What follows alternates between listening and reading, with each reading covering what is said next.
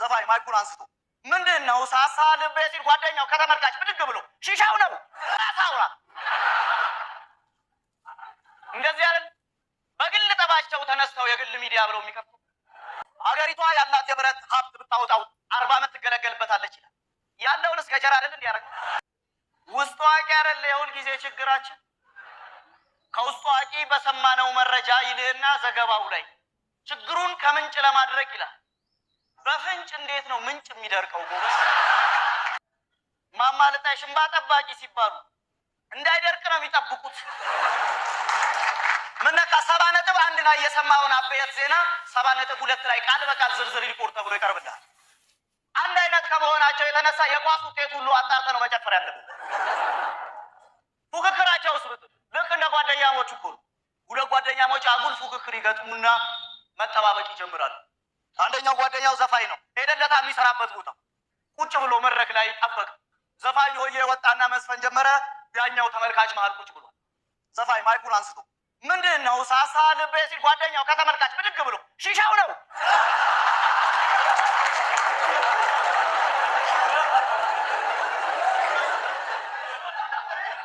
አሉን። ሁለት እንደዚህ አይነት ጓደኛሞች ጣቢያ ውስጥ በስራ አጋጣሚ ተጣልተዋል። አንደኛው ስቱዲዮ ሌላኛው መስክ ስራ ላይ ሆኖ በቀጥታ ስርጭት ይገባላል። ክቡራት ተመልካችና አድማጮቻችን ዛሬ የብሔር ብሔረሰቦችና ህዝቦችን በዓል በደማቅ ሁኔታ ከድሬዳዋ ከተማ እያስተላለፍንላችሁ ነው። ስቱዲዮ ያለው ጣት ተኮሳትሮ ያው ባልደረባዬ ጓድገሌ አይደለም ተኮሳትሮ ጸጥ ብሏል። ያው ባልደረባዬ ጓድገሌ እኔም አንተም እንደምናውቀው ድሬዳዋን ከተማ አይተናት አናውቅም ሲል መለሳ ያኛው ስለ ራስህ አውራ። እንደዚህ አይደል በግል ጠባቸው ተነስተው የግል ሚዲያ ብለው የሚከፍቱ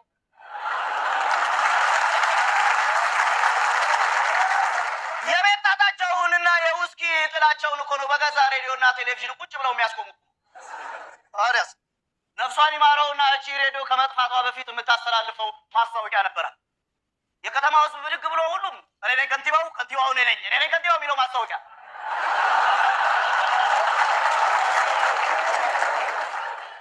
ማማለጣ እቺ ማስታወቂያ ሰምተው ነው ህዝቤን ፉክክር ጀመረ። እንደነሱ አሉ ህዝቤን ፉክክር ጀመረ።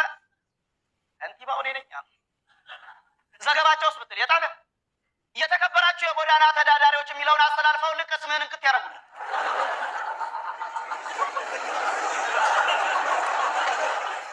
ዘገባ እንዴት እንደሚያስተላልፉ ልላሳይ። አንድ የወሬ ጥማት ያለባት ሴትዮ መኪና አደጋ ይደርስና ህዝቡን እየጣሰች የተሰበሰበው ወንድሜ ነው ዘመድ ነው ቤተሰብ ነን አሳልፉኝ ብላ መኪና አደጋው ጋር አትደርስም።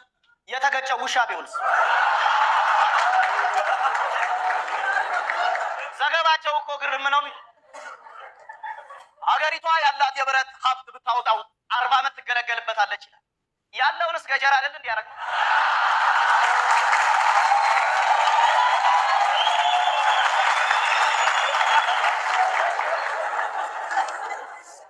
ዘገባ ትንታኔ ዘጋቢ ፊልም እያሉ ውጥንቅጣቸው ሲጠፋ ማማለጣሽ ወይ እንደው እንደለመዱት ያን የጤፍ ማሳብ ያሳዩ ምን አለ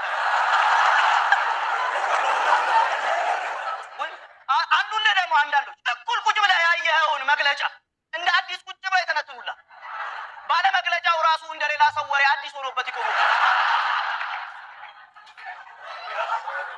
ዜናቸውም ዘገባቸውም ይቅርብኝ ብለህ የምግብ ዝግጅት ይሻላል ብለህ ሪሞትን አንስተህ ስትቀይር ይመጡላ። አገሪቷ ከዓለም በምግብ ብክነት አንደኛ ነች ሲል ያው እንደለመዱት ብክለት ላለው ብለህ ነው ብለህ አስተካክለህ ሰማ። የምግብ ዝግጅቱ ጀምሮ ዛሬ የምንሰራው ሽሮ ወጥ ነው ሲል ጎረቤት ተጠራለህ። ጎበዝ ይሄ ሰፊውን ህዝብ ይመለከታል ሰብሰብ ብላችሁ ይሁ ምናምን ብለህ ይጀምርና ባለቀሳ በመጨረሻም ንጹህ 3 ጭልፋ ቅቤ እንጨምራለን ሲል ስልክም ብድግ አድርገህ ራስህ ለምንድን ነው እናንተ ሰዎች ስራችሁን የተዋችሁት መብራት አታጠፉልንም ብለህ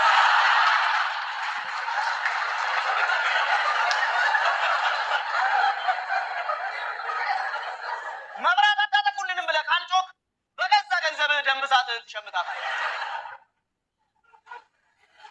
ቆይ አንድ ዜና ሲያነብ 3 የተሳስቶ ይቅርታ የጠየቀህን ጋዜጠኛ እንዴት ነው የዜናውን እውነትነት የምታምነው? ይሄ ይቅር ብለህ የተቃውሞና የብጥብጥ ሰልፍ ብሎ ዘግቦልህ በ3 ወሩ የለውጡ ጥንስስ ሲልህ ከዚህ የጤፍ ማሳ አይሻልህ?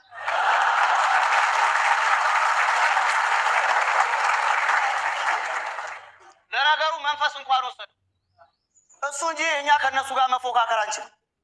መንፈስ እኮ እንዴ ልምድ አለው። አመነካ መንፈስ ሮናልዶ ያገባል ብሎ ቁማር አስይዞ አንድ ጎል ገብቶ ገባ ብሎ ይቀበልና ድጋሚ ምስሉ ሲታይ ድጋሚ ገባ፣ በድጋሚ ምስል ሶስት ይበላል። እናቴ እሱ ቁልቁል ድምር ላይ አንድ አለኝ ብለህ ጽፈህ አንድን ወስዶ በድምር የሚያዛባስ ሶስት የገባው ብለህ አንተ ቴሌቪዥኑ ላይ ስትጠብቅ 1-0 ሲል ምን ነካ መንፈስ? 1-0 እኮ ነው የሚለው ስትለው በውስጡ አዋቂነት ሁለት አለ። ውስጡ አዋቂ አይደለ የሁል ጊዜ ችግራችን። ከውስጡ አዋቂ በሰማነው መረጃ ይልህና ዘገባው ላይ ችግሩን ከምንጭ ለማድረግ ይላል። በፍንጭ እንዴት ነው ምንጭ የሚደርቀው?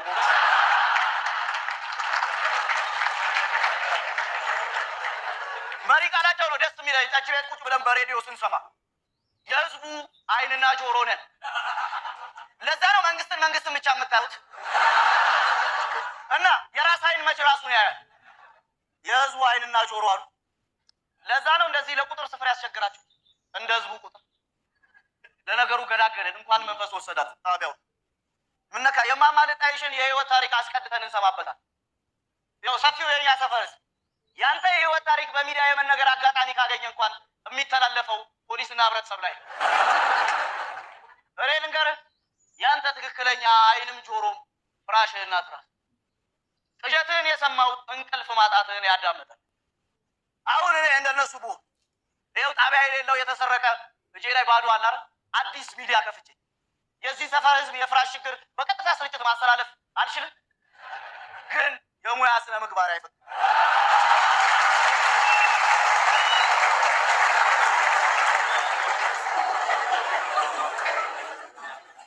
እንኳን ወሰደው ለእኛም ለጠጪውም ለማማልጣይሽም ሰላም ነው ያተረፈልን። መንፈስ ያለውን አልሰማህም እንዴ?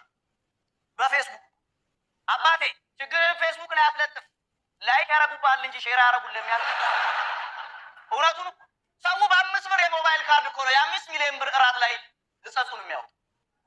በማገባን እያስገቡን በማይገባን እየነገሩን ተጨንቀው ያስጨንቁናል። እየሳቁ ፈገግ እያሉ እኮ ነው የሚያስለቅሱ። ታዲያ እውነቱን ነው አዝማሪው ባንጃው ሲጎድል ሲሞላ ፎክሮ በጉርሻ ልክ ነው የሆድን ጉርጉሮ አለ። አላም እንደ ቀልድ እንደዚህ ሞት ለምደን ቁጭ ብለን ከአሟሟትህ ይልቅ እኮ ሞት ሰበር ዜና። እንደው የችግሩ መደራረብ ይቅር ለምንድን ነው? እንዴት ለጥፋት ይቅርታ ማስተባበያ ትሰጣለህ? እንደው በምን ጥፋት እናት ልጇ በገዛላት ቴሌቪዥን የልጇን መርዶ ሊያው መዝናኛ ዜና ላይ ነው አላም የመርዶ ወጉ እኮ እንደዚያ በማለዳ ቤት ተንኳኩቶ ጋቢ ተለብሶ መሪያዙ ነበር የሚያደርግ።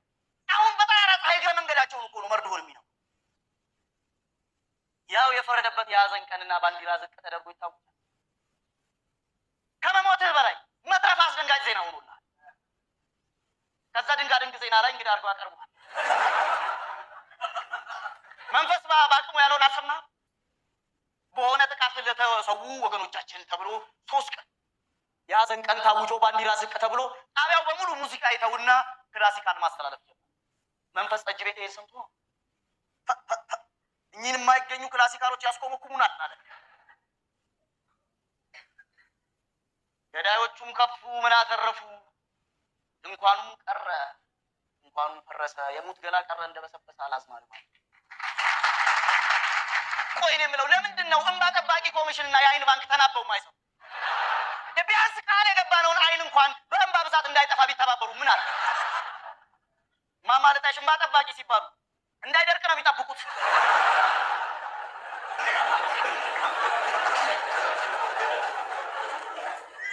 እንኳን ወስዶ ሰላማችንን ያገኘነው ጣቢያውን ወስዶ ሰው በሰላም ጠጅ ቤት ውስጥ መጠጣት ጀምሮ።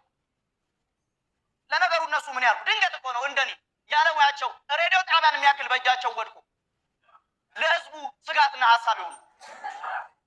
ለነገሩ ህዝቡን ጥሩ ዜና እየሆነ ይተባበራቸዋል። ምን ያሉ ዝግጅታቸውም ስርጭታቸውም የሙከራ ስርጭት አይደል? ሞክሩብን።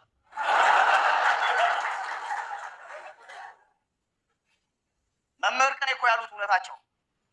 ማገር ቤት ለማቆም ራሷን ትደብቃለች። በየጣቢያው ያለው እኮ ልስኑ ነው። ትንሽ በረከት መከራ። እባካችሁ ማገሮች እንደው ነቅነቅ በሉና ሙሉ ልብሱን አውልዳችሁ ማገርነታችሁን አሳዩ። ስንት ዱላና ፀሐይ ችሎ የቆመ ጥጥ ነው ብርቱ ፍራሽ የሚሆን ጨርቅ እኮ ነው። ገና ሲቀዱት ጩኸቱ መከራ።